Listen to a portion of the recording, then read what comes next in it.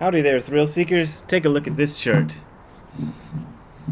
You know, I have no idea what this means, but when I saw it, I knew I had to have it. Okay, today I want to do something a little bit different, and one of the things I'm doing different is this is the second take on this video. The first one I had this big crumb on my lip the entire time that I didn't even notice, and there was people working on trees and sawing things apart, so it was no good. So I want to do it again. And what I want to do is talk about a famous Chinese Zen poem called, well, in this version, the version I'm going to read is called On Believing in Mind. Sometimes it's called Faith Mind Inscription. The three Chinese characters Xin Jin Mei mean faith, mind, inscription.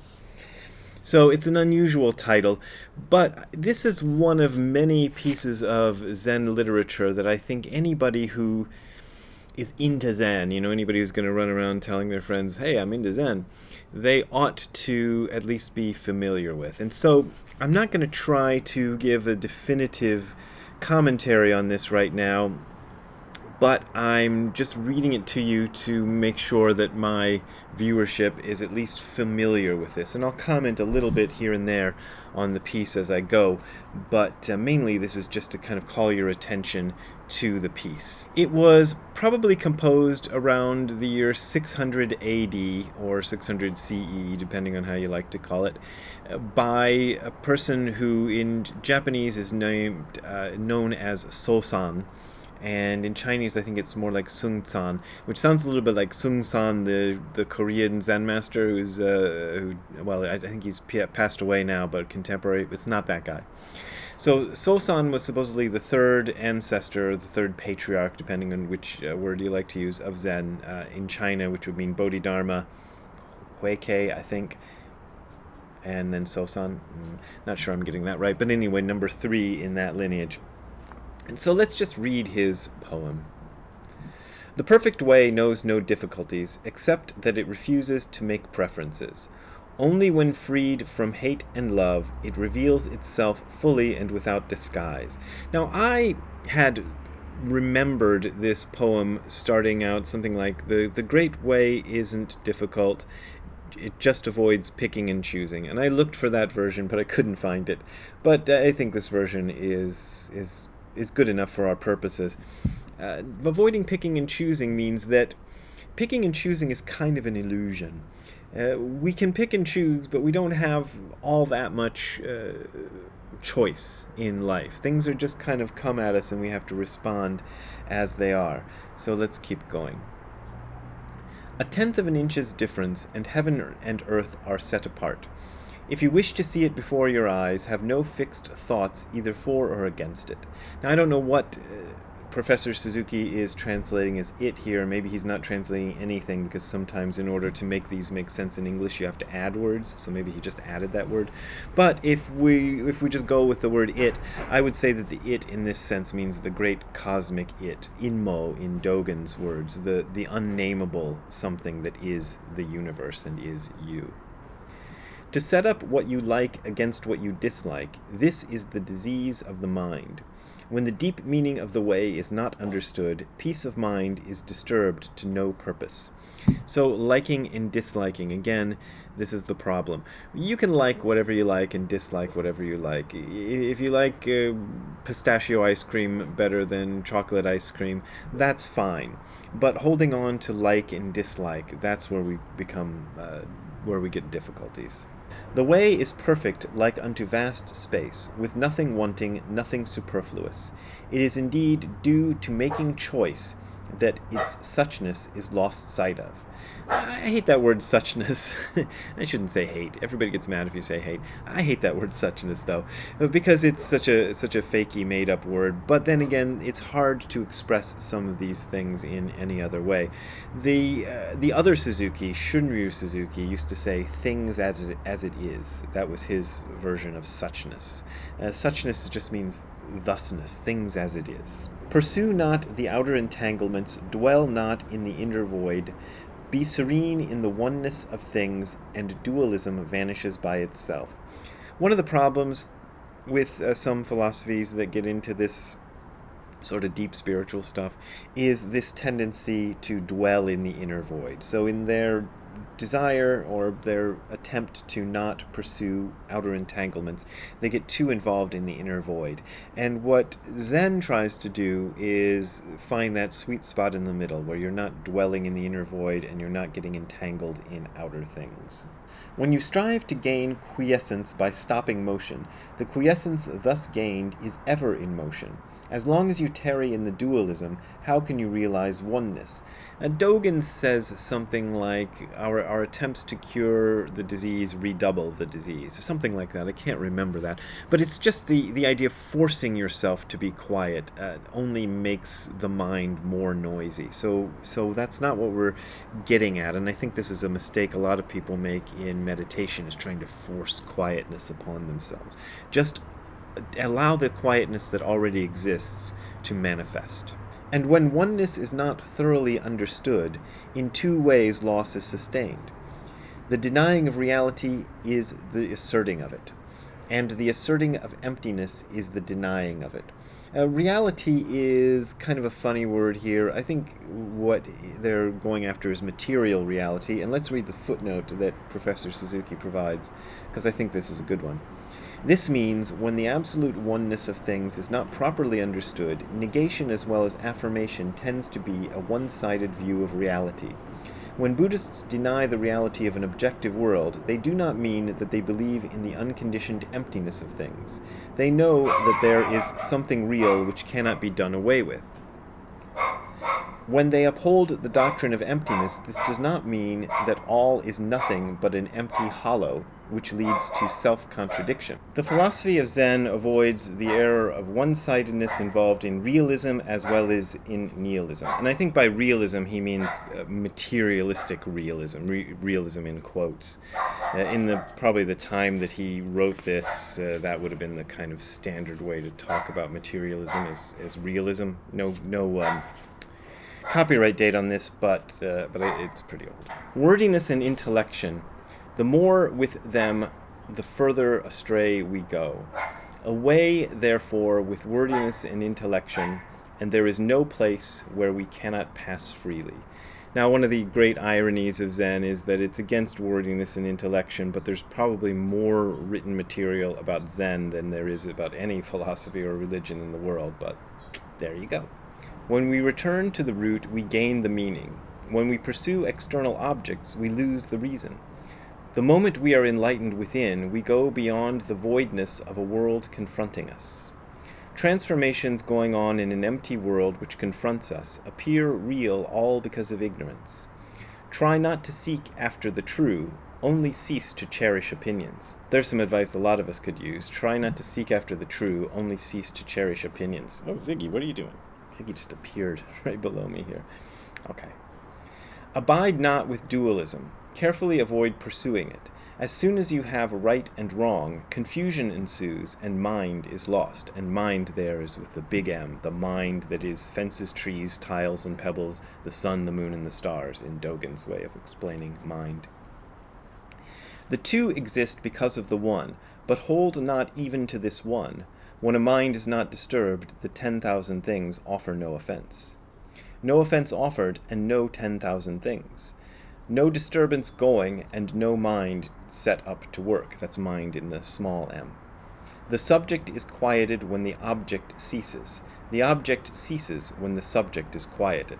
So subject and object dichotomy is what he's talking about. And also that phrase, the 10,000 things, I think we would probably be more likely these days to call it the infinite thing. So 10,000 was a kind of convenient number for something that was countless back in those days. The object is an object for the subject. The subject is a subject for the object. Know that the relativity of the two rests ultimately on one emptiness. In one emptiness, the two are not distinguished, and each contains in itself all the 10,000 things. When no discrimination is made between this and that, how can a one-sided and prejudiced view arise? The great way is calm and large-hearted. For it, nothing is easy, nothing is hard. Small views are irresolute. The more in haste, the tardier they go. Clinging is never kept within bounds. It is sure to go the wrong way. quit it and things follow their own courses, while the essence neither departs nor abides. Essence is kind of a funny concept. In Zen, we kind of avoid the idea of the essence, but here it appears in this poem. The idea of noumenon, I think is how you say, or nomenon, I'm not sure how you say that. But the idea of this ultimate something which is apart from other things is usually what's meant by essence. But here I think essence means the direct realness of things just as they are. Obey the nature of things, and you are in concord with the way. Well, there you go. Sounds like I was right. Calm and easy and free from annoyance. But when your thoughts are tied, you turn away from the truth. There's a guy turning away from the truth right now on a big, loud motorcycle. They grow heavier and duller and are not at all sound. When they are not sound, the spirit is troubled. What is the use of being partial and one-sided? If you want to walk the course of the one vehicle, be not prejudiced against the 6 sense objects. And 6 senses is the Buddhist way of talking about things. And the first 5 are the ones we all know: seeing, hearing, smelling, tasting, touching. And the 6th is not the 6th sense of the Bruce Willis movie. It's the mind as a sense. Mind as the thing that puts all the senses together and forms an image out of them. That's also considered one of the senses. When you are not prejudiced against the 6 sense objects, you are then one with the enlightenment. The wise are non-active, while the ignorant bind themselves up. While in the Dharma itself there is no individuation, they ignorantly attach themselves to particular objects. It is their own mind that creates illusions. Is this not the greatest of all self-contradictions? The ignorant cherish the idea of rest and unrest. The enlightened have no likes and dislikes.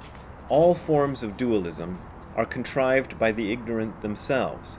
They are like unto visions and flowers in the air. Why should we trouble ourselves to take hold of them? Gain and loss, right and wrong, away with them once and for all. Professor Suzuki is very into that kind of, old-timey type of phrasing. I like it, actually. If an eye never falls asleep, all dreams will by themselves cease. If the mind retains its absoluteness, the 10,000 things are of one suchness. When the deep mystery of one suchness is fathomed, all of a sudden we forget the external entanglements. When the 10,000 things are viewed in their oneness, we return to the origin and remain where we ever have been, remaining exactly where we are right now. Forget the wherefore of things, and we attain to a state beyond analogy. Movement stopped, and there is no movement. Rest set in motion, and there is no rest. When dualism does no more obtain, oneness itself abides not. But the dude abides.